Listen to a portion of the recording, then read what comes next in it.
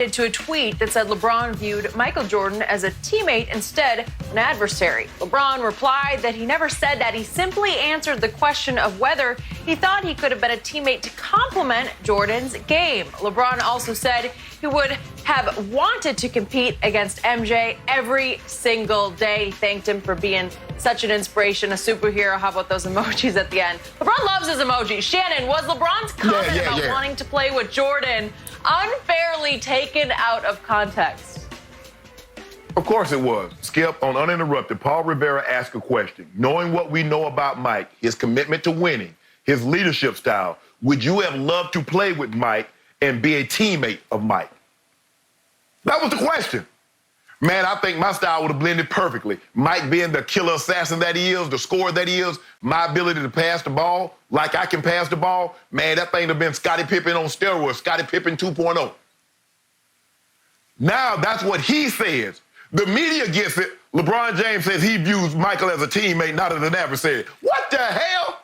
Skip, and remember, people are, and LeBron is going to have to understand this. People are going to be quick. Because anything you say, it's gonna get misconstrued. Skip, when I went to the Pro Bowl and I had Marino and I had Montana and I had Warren Moon. Skip, I was very conscious of what I was gonna say when people asked me, reporters, I got back to Denver, what do you think about Marino's ability to throw the ball and Warren Moon and Jim Kelly? Oh man, they're good, but man, give me number 7. Because anytime if I would have heaped praise on those guys, are you saying they're better than 7? Are you saying that you'd rather play with them than Elway?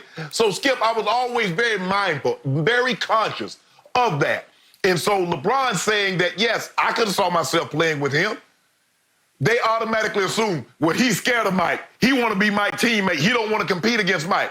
All the greats, Skip, I mean, that's, Skip, the reason why they love the Dream Team so much. They believe they had the greatest collection of talent.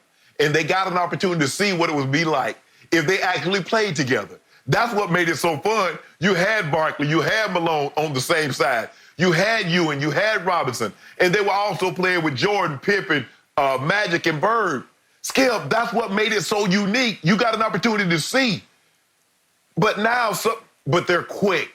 Because now if you say LeBron views Mike as a teammate, as opposed to an adversary, now you automatically put LeBron below Michael Jordan because he doesn't want to compete. And he never said that.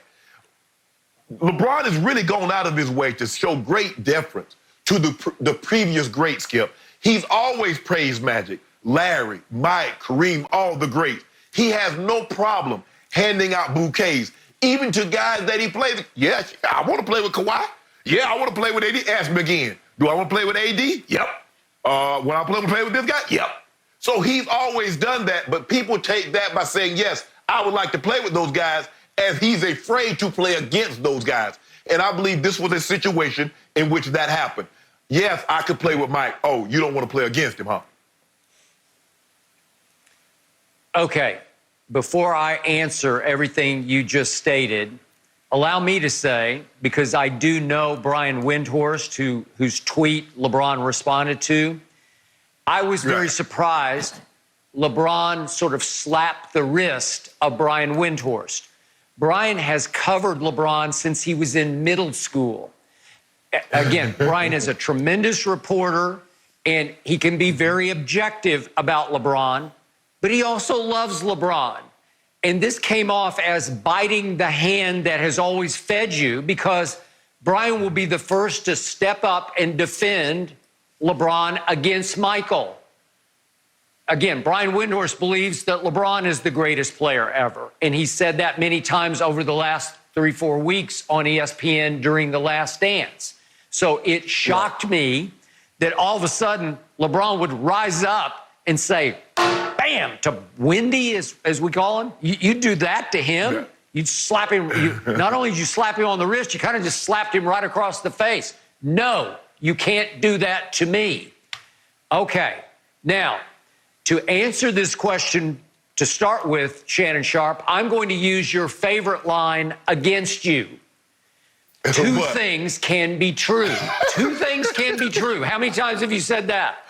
Okay, in this case, two things were true. Number one, you're right. when asked about playing against Michael Jordan, yes, LeBron said, oh, I would love to have played against him. And he went on and on, I'd love to have played against Magic and Bird and all the rest. You're right. I give you that. Right.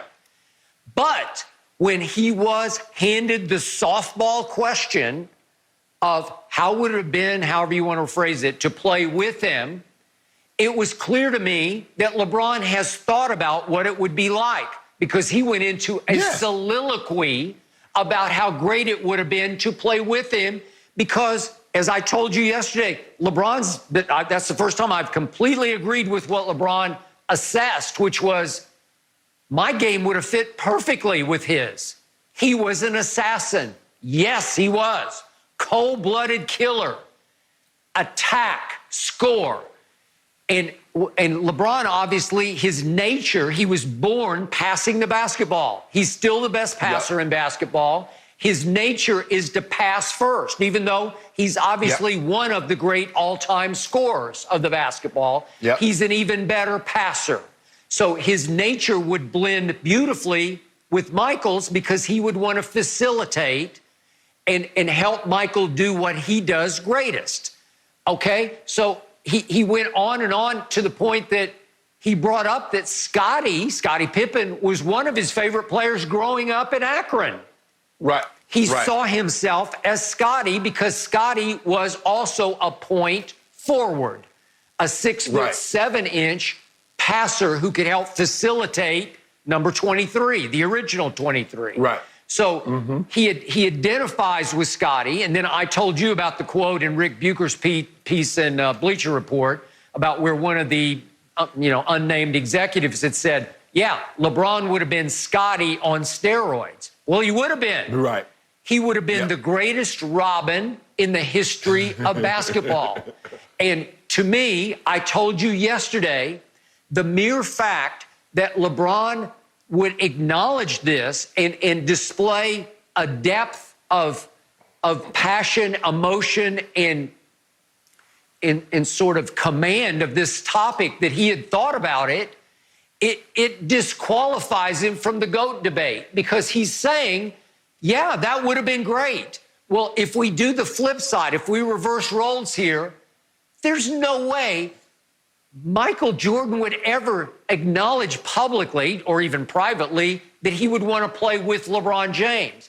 The truth was, Michael didn't want to play with anybody. He barely tolerated Scottie and Rodman and Kukoc and all the rest, those spare parts, Steve Kerr and Judd Buechler, all of them. He knew that the rules forced him to have four other guys on the court. I think he wanted to go out by himself. The one area I give Phil Jackson credit for was it was sort of like Gladys Knight and the Pips. It was basically Michael and the Pips, as in Pippen and the rest, until Phil finally got it through Michael's head. You have to utilize your teammates to win championships. It requires 5. You need little contributions from 4 other people to get you to the biggest prize, which is to be able to cradle that trophy and cry over it. Larry and O'Brien, he finally figured that out. The Larry O'Brien in 1991.